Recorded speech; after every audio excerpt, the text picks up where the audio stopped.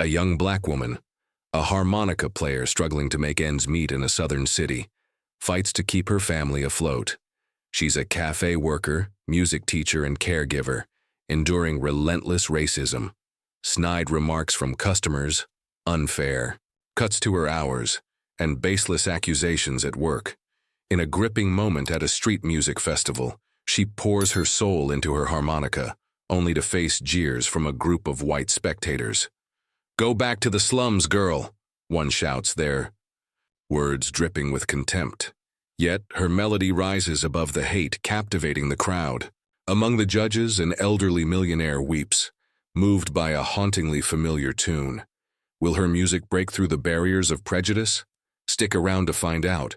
Subscribe to our channel for the latest videos, and share in the comments where you're watching from. What secrets will her harmonica reveal? Don't miss the full story. The air in New Orleans clung heavy with late summer heat, thick as molasses, as Ayana Jackson pushed through the swinging doors of the Crescent Moon Cafe. Her apron, stained with coffee grounds, hung loose on her slim frame, and her braids swayed as she balanced a tray of empty mugs. At 22, Ayana's days blurred into a rhythm of survival, serving tables, dodging sharp glances, and swallowing the bitter sting of customers' muttered slurs. "Keep smiling," her manager, Mr. Dubois, would hiss, his eyes narrowing when she lingered too long at a table. Tonight, though, her mind wasn't on the clink of coins or the ache in her feet. It was on Malik, her 15-year-old brother, waiting in their cramped apartment, his breath rasping from another asthma flare-up. Ayana slipped into the alley behind the cafe, the neon sign flickering above like a dying star. She pulled the silver harmonica from her pocket, its cool metal warmed by her touch. This was her mother's relic, Lila's legacy, etched with faint scratches from years of love. Ayana pressed it to her lips, and a low, mournful note curled to the night, weaving through the distant hum of jazz from Bourbon Street. The melody was Lila's, an old tune of joy laced with sorrow, one Ayana played to quiet the chaos in her heart. She closed her eyes, imagining her mother's fingers guiding hers, and let the music spill out, each note a tether to a past she barely remembered. Across the alley, half hidden in the shadow of a sagging awning, an old man stood. His coat was too fine for this part of town, his silver hair catching the streetlight's glow. Cornelius Hayes listened, his weathered hands clasped tight as Ayana's harmonica sang. He'd been coming for weeks, always at dusk, drawn by the haunting sound that stirred memories he'd buried long ago. Ayana never noticed him, her focus lost in the music. But tonight, as the final note faded, Cornelius stepped closer, then paused, retreating into the dark with a faint nod, as if sealing a silent promise. Back at the apartment, Ayana found Malik curled on their threadbare couch, his inhaler clutched like a talisman. The room smelled of damp plaster and cheap pine cleaner, its peeling walls a testament to their landlord's neglect. Malik's eyes, wide and shadowed, met hers. "You're late," he mumbled, his voice thin. Ayana knelt beside him, brushing, a hand over his forehead. "Had to cover for Jenny again," she said softly. "How's your breathing?" Malik shrugged, but the wheeze in his chest told her enough. She reached for the harmonica, playing a softer version of Lila's tune, and watched Malik's shoulders ease, his eyelids drooping as the music worked its magic. The next morning, Ayana's world tilted. A letter from Malik's school lay on the kitchen counter, its words cold and final. Expelled for disruptive behavior. She stormed to the principal's office, her work boots pounding the linoleum. "He didn't start that fight," Ayana argued, her voice steady despite the fire in her chest. "Those boys have been targeting him for months." Principal Whitaker, a man with a tie too tight and a smile too thin, leaned back. "We have a zero-tolerance policy, Miss Jackson. Perhaps Malik needs alternative schooling." The unspoken jab, "he doesn't belong here," hung heavy. Ayana left, her hands trembling, knowing the disruption was just an excuse, another way to push out a black kid who didn't fit their mold. Money was already tight with Malik's prescriptions eating up most of Ayana's tips.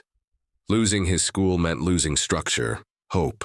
She couldn't let him spiral, not when his mind was already haunted by their mother's absence. That afternoon, Ayana sat on a milk crate outside the cafe, teaching a handful of neighborhood kids to clap rhythms, her harmonica punctuating their laughter. It was her side hustle, born of necessity, to afford Malik's meds. She played a bright riff, coaxing smiles, but her thoughts churned. How do I fix this? Old Sam, the grizzled owner of Sam's Music Emporium down the street, ambled over, his cane tapping the pavement. "You got Lila's spark, girl," he said, squinting at Ayana. "Ever think about the street festival next month? Big prize, cash, maybe even a scholarship." Ayana shook her head, wiping sweat from her brow. "No time, Sam. Malik needs..." But Sam pressed, his voice low. "Your mama played these streets, turned heads. You could too. Think about it. For him." He nodded toward the harmonica, glinting in her hand. Ayana tucked the idea away, unsure. The festival was a dream, a gamble, and she couldn't afford to dream. That evening, she played again outside the cafe, her notes drifting over the chatter of passers-by. A small crowd gathered. Regulars, a few tourists, kids tapping their feet. Coins clinked into her open case, but one stood out, a heavy silver dollar gleaming atop the crumpled bills. Ayana frowned, scanning the faces, but no one claimed it. She didn't see Cornelius slip away, his expression unreadable, the coin. A quiet gesture he wasn't ready to explain. At home, Ayana sat by Malik's side, the silver dollar heavy in her pocket. His breathing was steadier, but his eyes held a flicker of something new. Hope, maybe, or defiance. "You should do it," he said, unprompted. "The festival. Mom would've." Ayana's throat tightened. Malik, so fragile yet so fierce, saw her as their anchor, their fighter. She thought of Lila, of the harmonica's weight, of the stranger's coin. "Maybe," she whispered, her voice catching. The melody she'd played tonight lingered in her mind, a call to something bigger. But the path ahead felt shrouded in fog. As the city hummed beyond their window, Ayana traced the harmonica's worn edges. She didn't know the old man watching her carried secrets tied to her mother's past, or that his coin was the first thread in a tapestry yet to unravel. For now, she was just Ayana Jackson, holding tight to her brother and her music, standing at the edge of a choice that could change everything. The dawn broke over New Orleans with a humid haze, painting the sky in bruised purples. Ayana Jackson trudged through the Crescent Moon Cafe's back door, her eyes gritty from a sleepless night. The weight of Malik's expulsion pressed against her chest, heavier than the tray of steaming coffee pots she hoisted. Her shifts blurred to a gauntlet of forced smiles and veiled slights. Today, a new coworker, Brenda, a woman with a peroxide blonde bob and a sneer, muttered, "Some people don't belong in customer service," as Ayana refilled a patron's cup. The words stung, but Ayana bit her tongue, knowing a retort could cost her job. She needed every dime for Malik's inhalers, now more than ever. At home, Ayana found Malik slumped at their rickety kitchen table, sketching aimless lines on a scrap of paper.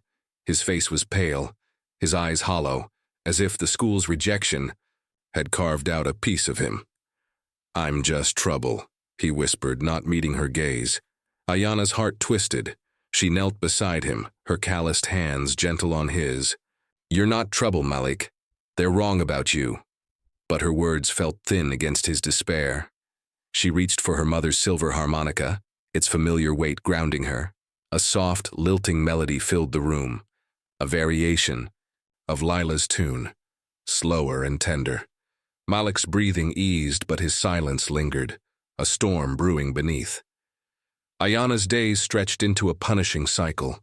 Mornings at the cafe, afternoons teaching rhythm games to kids in a church basement, and evenings coaxing Malik to eat. The apartment's damp walls seemed to close in, the unpaid bills piling like accusations.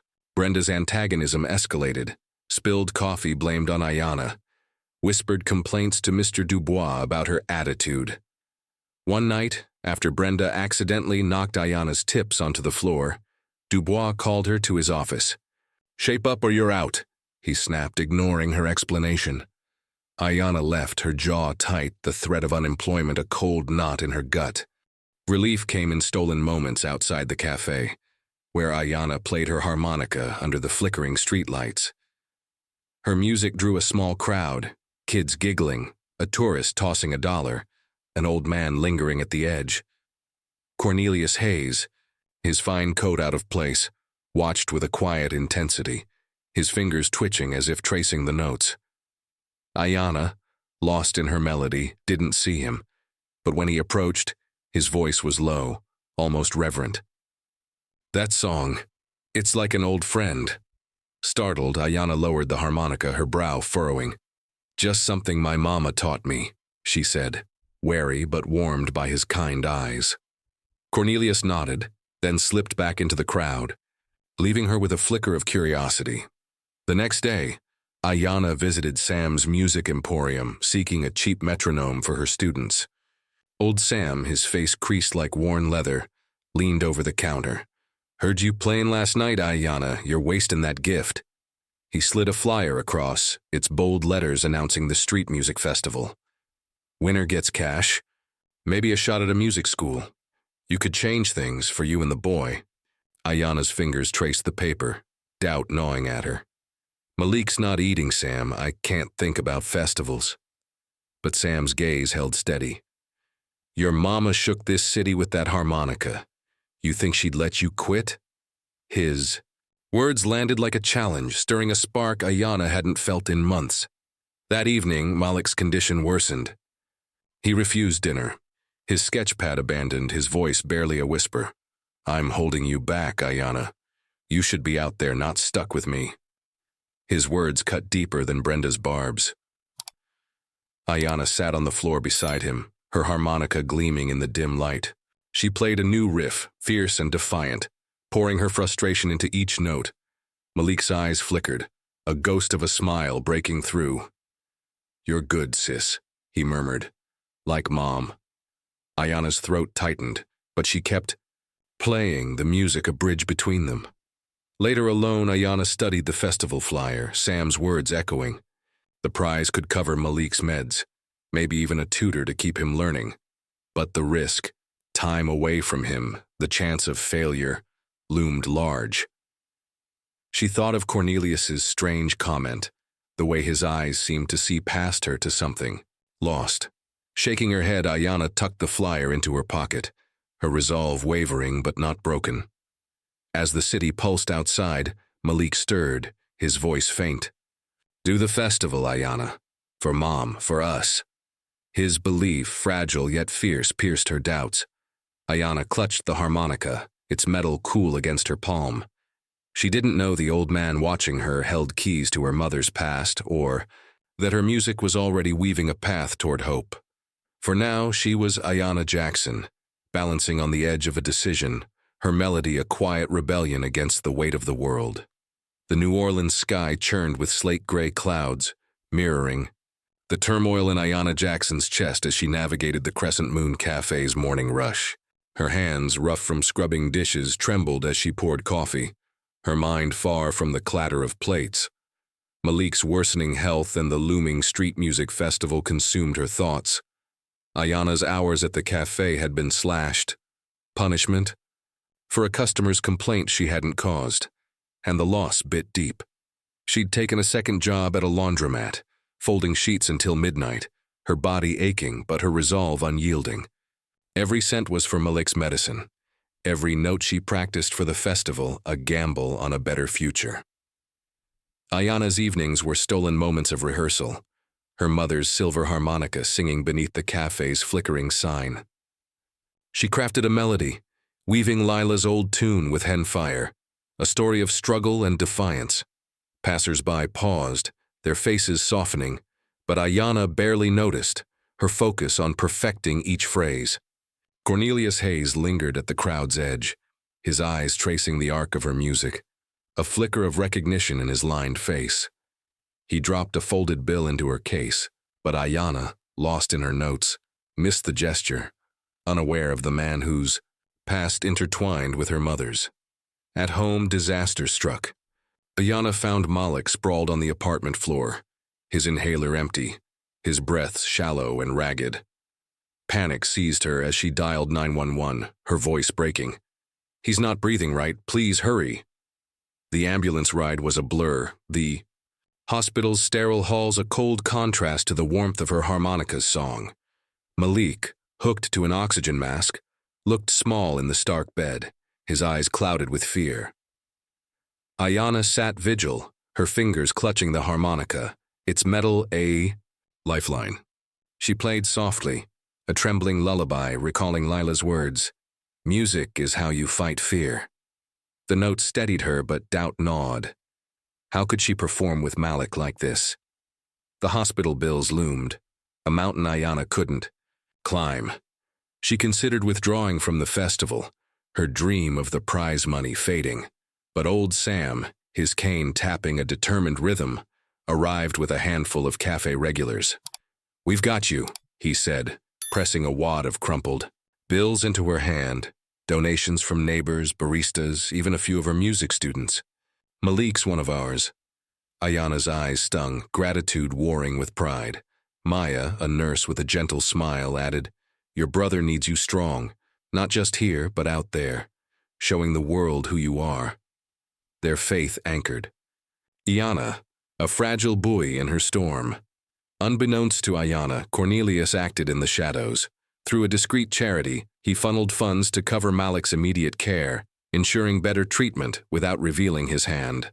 Ayana, unaware, felt a flicker of relief when the hospital staff mentioned an anonymous donor.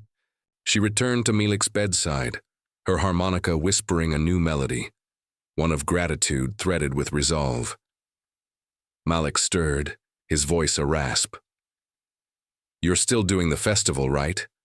Ayana hesitated, her heart torn. "I can't leave you," she murmured. But Malik's gaze, fierce despite his frailty, held hers. "You have to. For Mom. For me." Ayana's nights became a crucible of practice and worry. At the laundromat, she hummed her festival piece between loads, ignoring the hum of dryers and the ache in her shoulders. Brenda's taunts at the cafe grew sharper. "Slacking again, huh?" But Ayana tuned her out, her mind on Malik's shallow breaths and the stage awaiting her. She visited Sam's music emporium, seeking advice on her performance. Sam, polishing a trumpet, grinned. "Play like you're telling your story, Ayana. That's what Lila did." He lent her a small amplifier, a rare gift, and Ayana felt the weight of his belief. One evening, as Ayana practiced outside the cafe, a storm brewed overhead, lightning flashing in the distance. Her harmonica wailed, defiant against the gathering wind, drawing a sparse but rapt crowd. Cornelius stood apart, his coat flapping, his expression unreadable yet intent.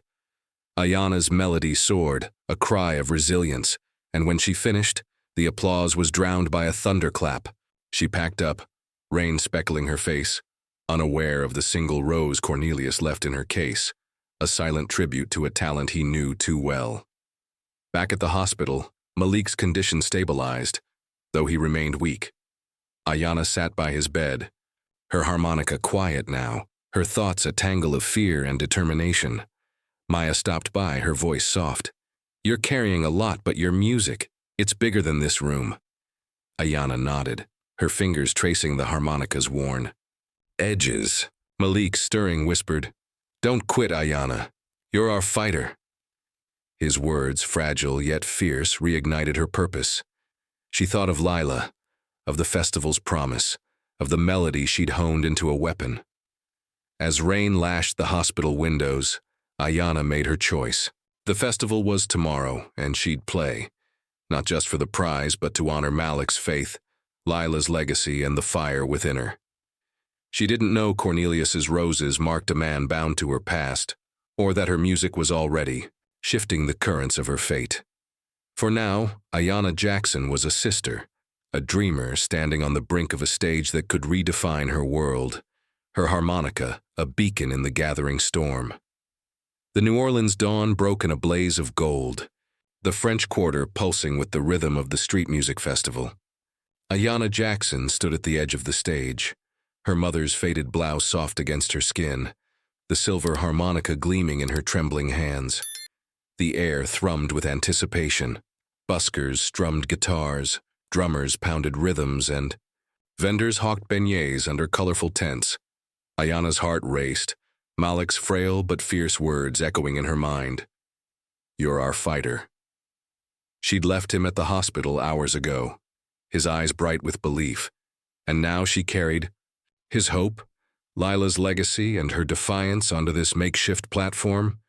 Ayana scanned the crowd, a sea of faces stretching across the square. Tourists snapped photos, locals swayed to distant melodies, and children darted through the throng. She adjusted the small amplifier old Sam had lent her, its hum a quiet anchor. The festival was her chance, a cash prize, a potential scholarship, a way to pull Malik and herself from the brink. But doubt gnawed at her, sharpened by exhaustion and the memory of Brenda's sneers at the cafe. Ayana closed her eyes, picturing Malik's smile, Lila's voice. "Let the music speak for you." The MC's voice boomed, calling Ayana to the stage. She stepped forward, the boards creaking under her worn sneakers, the harmonica cool against her palm. The crowd quieted, their gazes a mix of curiosity and indifference. Among the judges, seated at a shaded table, Cornelius Hayes sat, his silver hair catching the sunlight, his expression unreadable. Ayana didn't notice him, her focus on the melody she'd crafted. A fusion of Lila's soulful tune and her own story, a cry of resilience forged in struggle. She began, the harmonica's first note slicing through the festival's din, pure and piercing. The melody unfolded, weaving sorrow with defiance, each phrase a brushstroke of her life. Malik's labored breaths, the cafe's slurs, the nights spent fighting despair. The crowd leaned in, captivated, but a pocket of white spectators near. The front soured the moment. Three men, their faces hard, jeered. "Go back to the slums, girl," one shouted, his voice a blade. "This ain't your stage, sweetheart," another sneered, laughter rippling through their group. Ayana's breath caught, her fingers faltering on the harmonica. The words echoed every slight she'd endured. Brenda's taunts, Dubois' threats, the principal's dismissal of Malik. Her knees shook, the stage tilting beneath her. The crowd's murmur grew, some faces turning away, others frowning at the hecklers. Ayana's vision blurred, the harmonica heavy in her hands. She saw Malik's hospital bed, Lila's gentle smile, and something inside her snapped into place. "No," she thought, her jaw tightening. "They don't get to silence me." She pressed the harmonica to her lips, her eyes blazing, and played. The notes surged, fierce and unbroken, drowning the jeers in a torrent of sound. Her melody was a rebellion, a story of pain transmuted into power, each trill a defiance of the hate flung at her. The crowd stilled, the hecklers' voices fading under the weight of Ayana's music. Her harmonica wailed, then softened, drawing listeners into a world of loss and hope. A mother swayed with her child, an old man tapped his foot, and tourists lowered their cameras, spellbound. Ayana poured everything into the performance, her love for Malik, her grief for Lila, her rage at a world that tried to break her. The final note lingered, a haunting echo, and the square erupted in applause, whistles cutting through the air.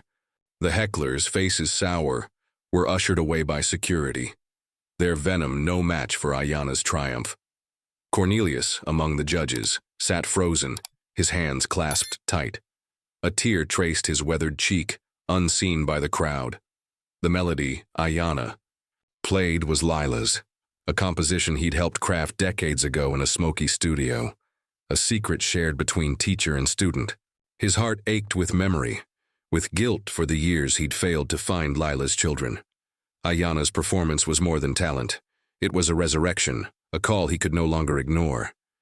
He scribbled a note, his hand trembling, and passed it to a fellow judge, his resolve hardening. Ayana stepped off the stage, her chest heaving, the crowd's cheers a distant roar. Sweat beaded her brow, but a fierce pride burned within her. She hadn't won yet. The results were hours away, but she'd fought, and that was enough. Backstage, she clutched the harmonica, its warmth a reminder of Lila's strength. A festival volunteer approached, a woman with a clipboard and a warm smile. "Miss Jackson, one of the judges wants to meet you after the awards. Says your performance was special." Ayana frowned, curiosity flickering. "Who?" she asked, but the woman only shrugged. "You'll see." As Ayana gathered her things, the festival pulsed on, brass bands and fiddlers filling the air. She thought of Malik, imagining his pride, and of the hospital bills still looming. The volunteer's words lingered, a spark of possibility in her weary heart. She didn't know a judge had wept for her music, or that his tears marked the beginning of a reckoning with her mother's past.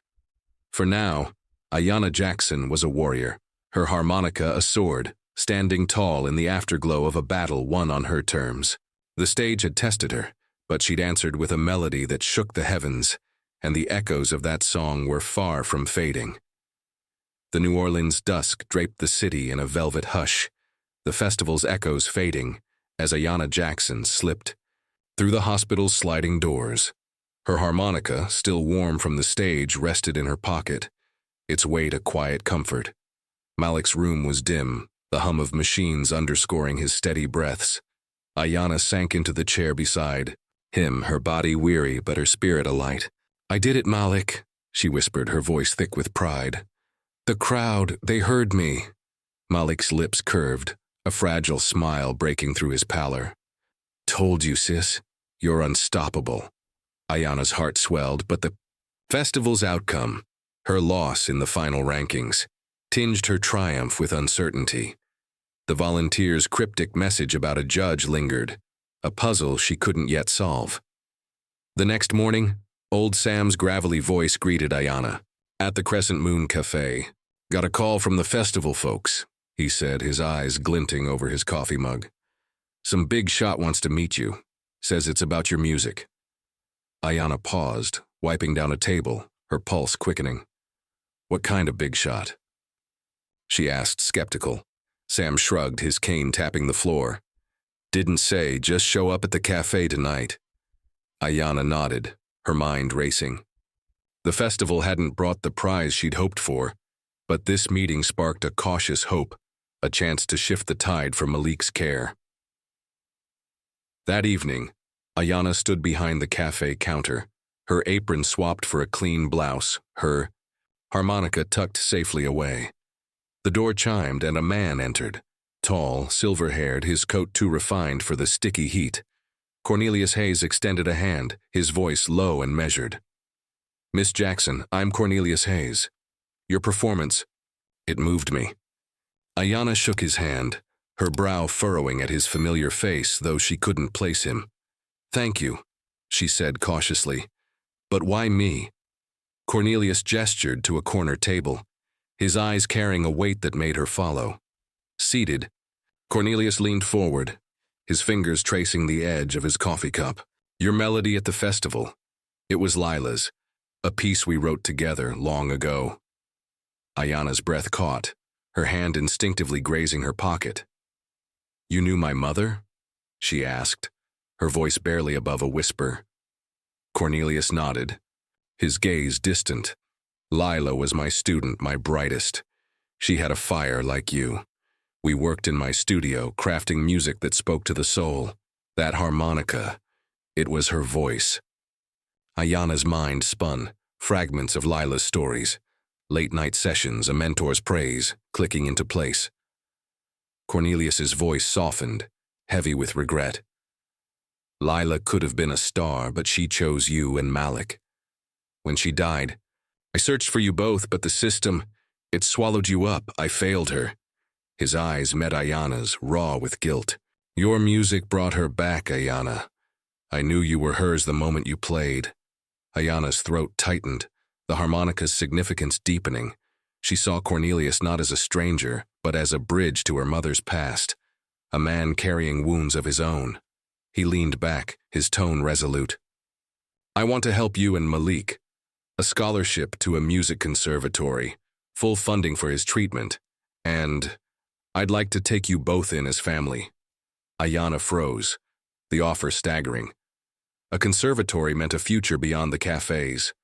Grind, a chance to honor Lila's dreams. But adoption, it felt like surrendering the independence she'd clawed to keep. "Why now?" she asked, her voice sharp. "After all these years?" Cornelius's hands trembled. "Because I owe Lila everything. You're her legacy, Ayana. Let me make it right." Ayana stood, her emotions a tangle of gratitude and fear. "I need time," she said, her voice firm but unsteady. Cornelius nodded, sliding a card across the table. "Take all you need. I'll be here." As he left, Ayana clutched the card, her fingers brushing the harmonica in her pocket. She thought of Malik, of the hospital bills, of Lila's music binding them all. The cafe's hum faded, her mind a storm of possibility and doubt. Back. At the hospital, Ayana sat by Malik, whose condition had slightly improved. She told him about the festival, omitting Cornelius for now, her heart too raw to share. Malik's eyes shone. "You made Mom proud, Ayana." She smiled, but her thoughts churned. Cornelius's offer was a lifeline, but it meant trusting a stranger, risking the fragile world she'd built. She pulled out the harmonica, playing a soft, searching melody, as if Lila might whisper guidance through the notes. Malik drifted to sleep, and Ayana felt her mother's presence, urging her. A word. As moonlight spilled through the hospital window, Ayana held the harmonica, its silver catching the glow. Cornelius's words echoed, Lila's fire, her legacy. Ayana didn't yet know how his offer would reshape their lives, or that her music had unlocked a door to a past she'd only dreamed of. For now, she was Ayana Jackson, poised at a crossroads, her melody a fragile thread weaving hope through the shadows. The New Orleans morning shimmered with a gentle haze, sunlight filtering through the oaks that lined Cornelius Hayes's modest Garden District home. Ayana Jackson stood at the threshold of her new room, a small space with clean white walls and a window overlooking a magnolia tree. Her few belongings, a battered suitcase, her mother's harmonica, and a photo of Malik, sat on the bed, stark against the unfamiliar comfort. Malik, now discharged from the hospital, explored his room down the hall, his cough softer, his steps lighter under the care of a new doctor funded by Cornelius. Ayana's fingers grazed the harmonica in her pocket, its cool silver grounding her in a world that felt both like a dream and a tightrope. Ayana's first day at the New Orleans Music Conservatory was a plunge into deep waters. The campus, with its polished halls and grand pianos, buzzed with students whose confidence seemed to mock her own. She clutched her harmonica, its weight a shield against the sidelong glances of peers in designer clothes. In her first class, a theory professor called her the scholarship girl. His tone clipped, and a few students smirked. Ayana's cheeks burned, but she sat taller, her jaw set. She was here for Lila, for Malik, for herself. During a break, a young woman with a warm smile approached. "I'm Tara, jazz vocals," she said, offering a granola bar. "Don't let the snobs get to you." Ayana nodded, a spark of connection easing her isolation. At home, Ayana found Malik sketching in the garden, his pencils dancing across paper to capture the curve of a bird's wing. His health was improving, and with it a quiet joy emerged. "Look, Ayana," he said, holding up a drawing of their old apartment, its peeling walls softened by his strokes. "I'm keeping it, you know, so we don't forget." Ayana's throat tightened. Malik's art was his harmonica, his way of making sense of their past. She ruffled his hair, her heart swelling, but the weight of their new life pressed against her. Could she belong here, in this house, this school, without losing who she was? Cornelius invited Ayana to his old studio, a weathered building tucked behind a jazz club. The air inside smelled of aged wood and wax, and Ayana's breath caught at the sight of a shelf lined with Lila's handwritten scores, their edges yellowed but alive, with her mother's looping script. "She wrote here, dreamed here," Cornelius said, his voice soft. Ayana traced a page, her fingers trembling as she recognized the melody she'd played at the festival. "She wanted you to have this," he added, handing her a small notebook, filled with Lila's unfinished songs. Ayana clutched it, a piece of her mother reclaimed, and vowed to weave those notes into her music. Inspired, Ayana began composing a new harmonica piece, blending Lila's fragments with her voice. A tapestry of their shared struggles and triumphs. She practiced in the conservatory's rehearsal rooms, her notes echoing through the space. Tara, passing by, paused to listen, her eyes wide. "That's magic, Ayana. You've got to play it somewhere big." Ayana smiled, but doubt lingered. Cornelius had proposed a performance at a prestigious jazz showcase, a chance to shine before the city's music elite. The idea thrilled her, but it also felt like a demand, a test of her place in his world. Tension flared one evening when Cornelius pressed her about the showcase. "This could open doors, Ayana," he said, his tone earnest but firm. Ayana bristled, her harmonica clenched in her fist. "I'm not your project," she snapped. "I didn't come here to be molded into someone else." Cornelius's face fell, but his voice stayed calm. "I only want you to soar, like Lila would have." Ayana stormed to her room, her heart pounding. She felt trapped, her independence slipping under the weight of his expectations. Malik, overhearing, knocked softly. "He's not trying to change you," he said, his voice steady. "He sees Mom in you. Let him help." Ayana's anger softened, Malik's wisdom cutting through her defenses. That night, Ayana wandered to the Mississippi River's edge, the city's lights dancing on the water. She played her new composition, the harmonica's voice raw and searching, weaving Lila's notes with her own. The river seemed to listen, its current carrying her fears downstream. Ayana realized Cornelius wasn't trying to erase her. He was offering a stage for her truth. She returned home, finding him in the study, and spoke quietly. "I'll do the showcase, but it's my music, my way." Cornelius nodded, a flicker of pride in his eyes. "That's all I've ever wanted." As Ziu. The showcase loomed. Ayana practiced with a fierce focus, her melody a declaration of her roots and her future. She didn't yet know how the performance would reshape her path, or that the river's quiet blessing marked a turning point in her journey. For now, Ayana Jackson was a composer, a sister, a daughter of Lila's fire, standing ready to claim her voice in a world that would soon hear her name.